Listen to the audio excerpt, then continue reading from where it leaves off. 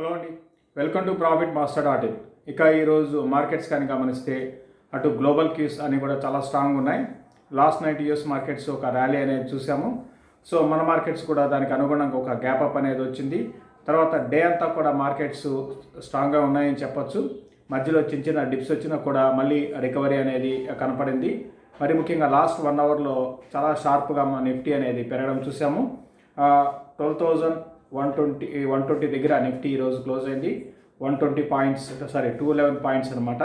ఈరోజు హైగాని గమనిస్తే 12,131 దగ్గర హైస్ దగ్గరే నిఫ్టీ క్లోజ్ కావడం చూస్తున్నాము. ఇక బ్యాంక్ నిఫ్టీ పరంగా కూడా బ్యాంక్ నిఫ్టీ కూడా 26,311 దగ్గర క్లోజ్ అయింది.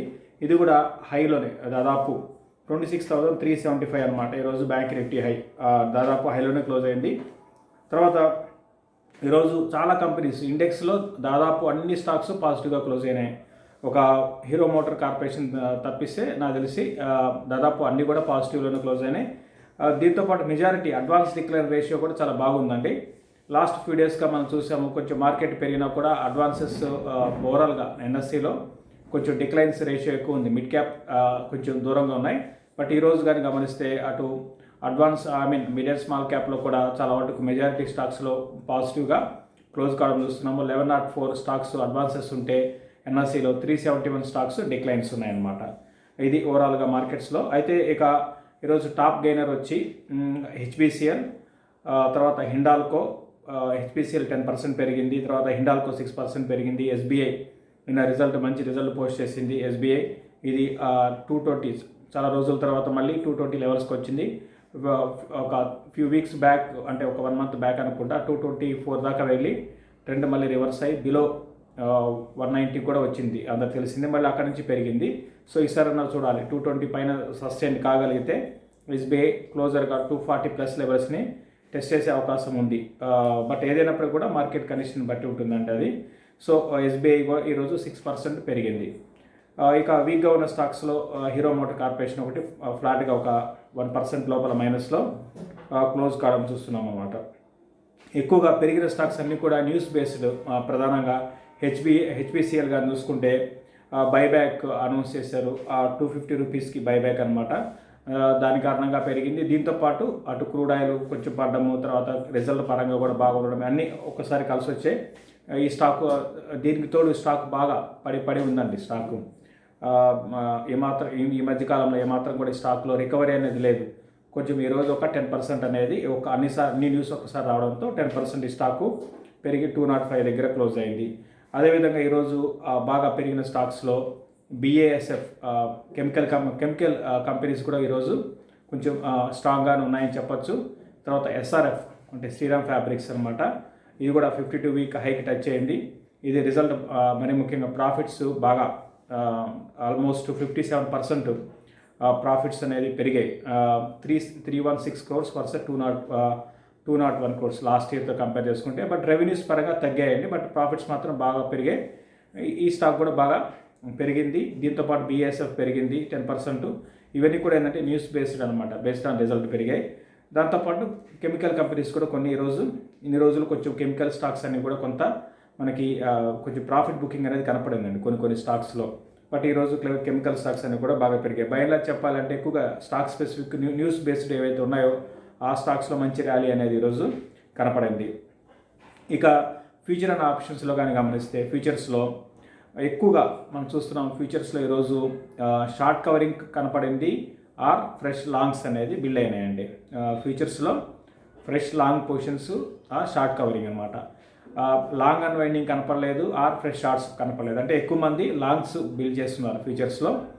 At the same time short covering few days back ఎవరైతే స్టాక్ పడుతుందని షార్ట్ సెల్ చేశారో వాళ్ళందరూ కూడా కవర్ చేశారు.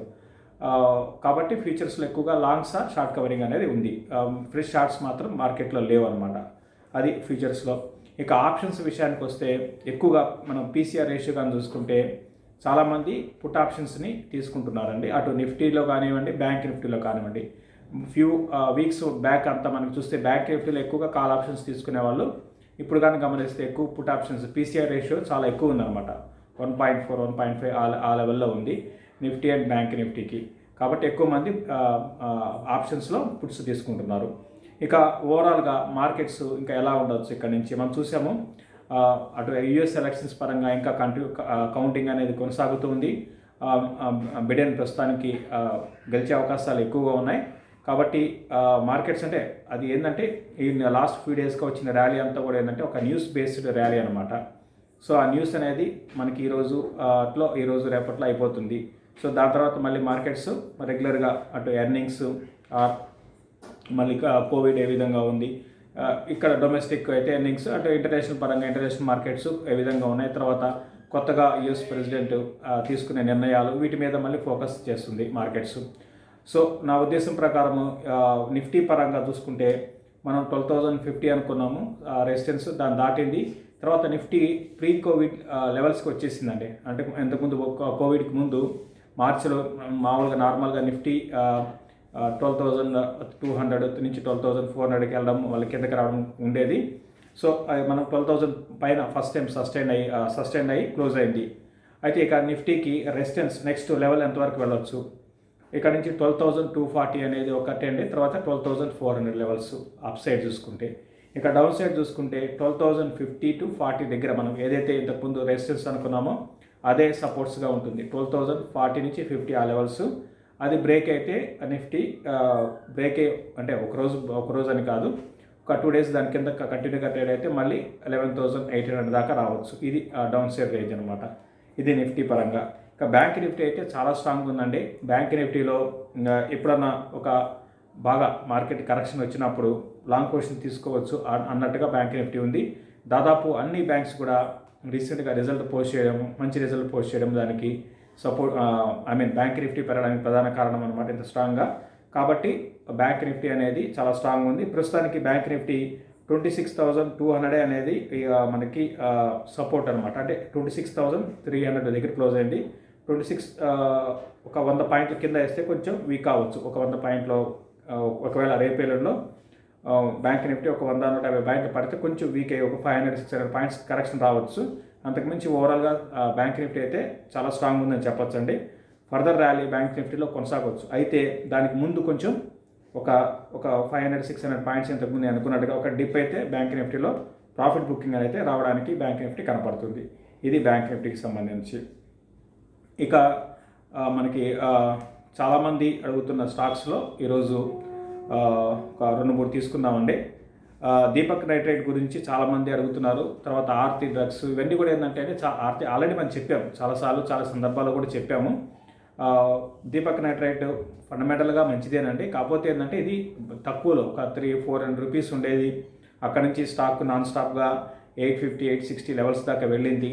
అక్కడ నుంచి స్టాక్ కరెక్ట్ అయింది. ప్రాఫిట్ బుకింగ్ అనేది ఈ స్టాక్లో ఉంది. ఏ స్టాక్ అయినా కూడా రీసెంట్గా మనం నిన్న కూడా లారస్ లాబ్స్ గురించి అనుకున్నాం. ఇవన్నీ కూడా బాగా పెరిగాయండి. ఇవన్నీ కూడా బాగా పెరిగిన స్టాక్స్. పెరిగినప్పుడు ఆబ్వియస్గా ఎంతో కొంత ప్రాఫిట్ బుకింగ్ అనేది ఒక్కొక్క స్టాక్లో 20%, 30% కరెక్ట్ కావచ్చు. ఒక్కొక్క స్టాక్లో 15%. అంటే ఎంత పెరిగిందో దాన్ని బట్టి మనం కరెక్షన్ ఎంత వస్తుందో చెప్పొచ్చు అనమాట. సో దీపక్ నైట్రేట్లో ప్రస్తుతానికి ఒక కరెక్షన్ అనేది లాస్ట్ ఫ్యూ డేస్గా కనపడింది. అంటే ఫ్యూ వీక్స్గా ఈ స్టాక్లో మనకి డౌన్ ట్రెండ్ అనేది ఉంది. కొంచెం ఇక్కడ ఈ లెవెల్లో ఆగొచ్చేమో, 720 ఆ లెవెల్స్లో ఆగొచ్చేమో. ఒకవేళ మార్కెట్ పడితే ఆబ్వియస్గా ఇది కూడా పడుతుందండి. ఎందుకంటే మార్కెట్స్ కూడా బాగా పెరిగి ఓవర్ బాట్లో ఉన్నాయి కాబట్టి మార్కెట్ పడితే ఇది కూడా పెరుగుతుంది, పడవచ్చు. బట్ ఇన్వెస్ట్మెంట్గా దీపక్ నైట్రేట్ని కంటిన్యూ చేసుకోవచ్చు అండి. ఇప్పుడున్న పరిస్థితుల వరకు రిజల్ట్ పరంగా అంతా బాగానే ఉంది. మొన్న రిజల్ట్ కూడా బాగానే ఇచ్చారు. అయితే కొంచెం రెవెన్యూస్ పరంగా గ్రోత్ పెద్దగా కనపరచలేదు. ప్రాఫిట్స్ మాత్రం పెరిగాయి. అటు టాప్ లైన్ గ్రోత్ మాత్రం అంత గొప్పగా అయితే లేదండి. లాస్ట్ కొన్నేళ్ళుగా ఏ విధంగా వాళ్ళ గ్రోత్ ఉందో ఆ విధంగా అయితే దీపక్ నైట్రేట్ లేదు. ఇది దీపక్ నైట్రేట్ గురించి. తర్వాత చాలామంది ఈ టైర్ కంపెనీస్ గురించి అడుగుతున్నారండి. లైక్ అపోలో టైర్స్ కానివ్వండి, వీటి గురించి అడుగుతున్నారు. ఓవరాల్గా ఈ టైర్ కంపెనీస్ మీద నేనైతే బులిష్గా ఉన్నాను. నెక్స్ట్ ఒక 1-1.5 year కోసం అయితే టైర్ కంపెనీస్ని కరెక్షన్స్లో, అంటే మార్కెట్ కరెక్ట్ అవుతున్నప్పుడు ఈ స్టాక్స్లో పిక్ చేసుకోమని చెప్తానండి. ఎందుకంటే మనకు తెలిసిందే లాస్ట్ ఒక 4 నెలల్లో మన ఇండియాలో జరిగిన మార్పులు ఏదైతే ఉన్నాయో, అటు 2-wheeler సేల్స్ కానివ్వండి, అటు 4-wheeler సేల్స్ కానీ చాలా స్ట్రాంగ్గా పెరిగాయి. సో ఆబ్వియస్గా నెక్స్ట్ ఏంటి అంటే ఈ ఆటో యాన్సిలరీ కంపెనీస్, తర్వాత ఈ టైర్ కంపెనీస్ నెక్స్ట్ బాగా బెనిఫిట్ పొందే అవకాశాలు ఉంటాయి. కాబట్టి నెక్స్ట్ ఒక 1 year కోసం నేను ఆటో యాన్సిలరీ స్టాక్స్ని కొనుక్కోవచ్చు అని చెప్తాను. తర్వాత టైర్ కంపెనీస్ని కూడా కొనుక్కోవచ్చు అండి. ఇంకొక పాజిటివ్ ఏంటంటే టైర్ కంపెనీస్కి మనకి ఎక్కువ అనార్గనైజ్డ్ సెక్టార్లో అటు చైనా నుంచి చాలా ఇంపోర్ట్ చేసుకుంటాం అనమాట టైర్స్ అనమాట. అవి చాలా తక్కువ రేటు కూడా చాలా తక్కువ ఉంటాయి. ఇప్పుడు ఏమైందంటే రీసెంట్గా గవర్నమెంట్ తీసుకుంటున్న డెసిషన్స్ ఏవైతే ఉన్నాయో, అంటే చైనా నుంచి ఇంపోర్ట్ చేసుకునే వస్తువులు మనం బ్యాన్ చేస్తున్నాం కాబట్టి నా ఉద్దేశం ప్రకారం టైర్ కంపెనీస్కి చాలా బెనిఫిట్ పొందే అవకాశాలు ఉన్నాయండి. అందుకు టైర్ కంపెనీస్ మనకి ఇక్కడ నుంచి బాగా పెరిగే అవకాశాలు ఉన్నాయి. దాంతోపాటు 2 వీలర్స్ కానీ 4 వీలర్స్ కానీ లాస్ట్ 3-4 నెలల్లో మన ఇండియాలో బాగా సేల్స్ పెరిగాయి కాబట్టి దాని అనుగుణంగా టైర్ కంపెనీస్కి రెవెన్యూస్ బాగా పెరుగుతాయి. మరీ ముఖ్యంగా ఇప్పటి వరకు వచ్చిన రిజల్ట్ కానీ గమనిస్తే మనకి టైర్ కంపెనీస్ మంచి అన్ని కంపెనీస్ బాగా రిజల్ట్ అనౌన్స్ చేశాయండి. కాబట్టి అంటే ఉన్న వాటిలో ఏది బెస్ట్ నాకు తెలిసి, అంటే నేను గతంలో చాలా సందర్భాల్లో చెప్పిందే బాలకృష్ణ ఇండస్ట్రీస్. ఇదేంటంటే కొంచెం డిఫరెంట్ కంపెనీ అనమాట. అది ఒకటి. తర్వాత C8 ఒకటి. C8 కూడా మంచి ఫండమెంటల్గా మంచి వాల్యుయేషన్స్లో కూడా అట్రాక్టివ్గా ఉంది. మొన్న రిజల్ట్ కూడా చాలా బాగున్నాయి. C8ని కూడా కన్సిడర్ చేయొచ్చు. ప్రస్తుతం 1110 దగ్గర ఉంది. ఇది కూడా బాగా పెరిగింది రీసెంట్గా. దీన్ని ఎవరి డిప్లో కూడా కొనుక్కోవచ్చు. తర్వాత MRF ఒకటి, అది షార్ప్గా రీసెంట్గా పెరిగింది. అది కూడా మంచి కంపెనీనే. అపోలో టైర్స్ గురించి అడుగుతున్నారు. హోల్డ్ చేసుకోండి, ప్రస్తుతానికి హోల్డ్ చేసుకోండి. కాకపోతే ఈ స్టాక్ ఏంటంటే స్లోగా ఉంటుందండి. అంటే బాగా భారీగా పెరిగిపోయి అట్లా ఉండదు, స్లో అండ్ స్టడీగా ఉంటుంది అనమాట అపోలో టైర్స్. ఓవరాల్గా టైర్స్ అయితే టైర్ కంపెనీస్ మీద నేను నెక్స్ట్ 1 ఇయర్కి మంచి రిటర్న్స్ కరెక్ట్ లెవెల్స్ నుంచి రావడానికి అవకాశాలు ఉంటాయి. అంటే కరెక్షన్స్లో ఎప్పుడు కొనుక్కునే వాళ్ళు మార్కెట్స్లో వస్తాయండి కరెక్షన్స్. ఒకరోజు పెరిగినంత మాత్రాన ఒక న్యూస్తోనో ఒక ఇఫోయిరాతోనో పెరిగినప్పుడు అవి సస్టైన్ కావన్నమాట. మళ్ళీ ఆ న్యూస్ అయిపోగానే ఆ స్టాక్ కానీ ఆ మార్కెట్స్ కానీ మళ్ళీ కిందకు వస్తాయి. మనకి ఎప్పుడైనా కూడా ఇన్వెస్ట్మెంట్ చేసేవాళ్ళు కొంచెం ఓపికతో ఉండి మంచి స్టాక్ని సెలెక్ట్ చేసుకొని కరెక్షన్స్లో డిప్స్లో 1-2 బయింగ్ పాయింట్స్ పెట్టుకొని కొనుక్కుంటే మీకు, అంటే ఇప్పుడు ఫర్ ఎగ్జాంపుల్ ఆరతి డ్రగ్స్ కానివ్వండి, తర్వాత దీపక్ నైట్రేట్, వీటిలో అందరూ కూడా ఏంటంటే లారస్ ల్యాబ్స్, వీటిలో అందరూ రీసెంట్ హైస్లో కొన్నారనమాట.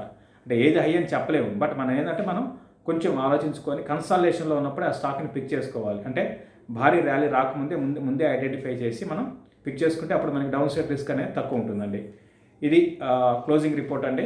ఇక రేపు మార్నింగ్ మార్కెట్లో కలుద్దాం. చూస్తున్న ప్రతి ఒక్కరు కూడా షేర్ చేయండి, అదేవిధంగా లైక్ చేయమని చెప్తాను. కొత్తగా ఎవరైనా చూస్తుంటే ప్రాఫిట్ మాస్టర్ యూట్యూబ్ ఛానల్కి సబ్స్క్రైబ్ చేసుకోండి. దీంతోపాటు మనకి వెల్త్ క్రియేటర్ ప్యాకేజ్ ఉందండి. అది ఇన్వెస్ట్మెంట్ ప్యాకేజ్ అనమాట.